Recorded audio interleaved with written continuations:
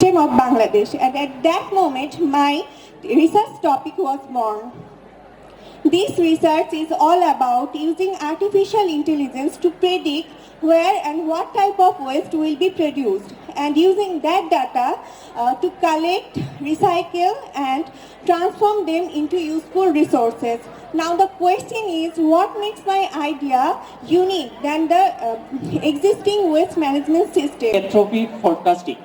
So imagine losing your minds, losing your thinking, memories.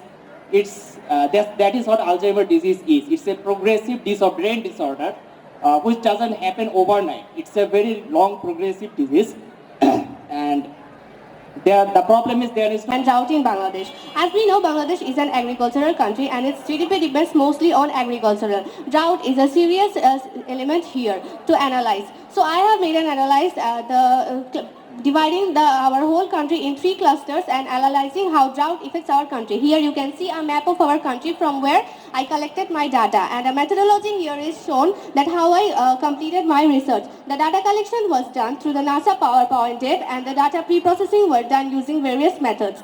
Sub-problem that carbon dioxide emission, sulfur dioxide emission, and lot of dust and air pollution.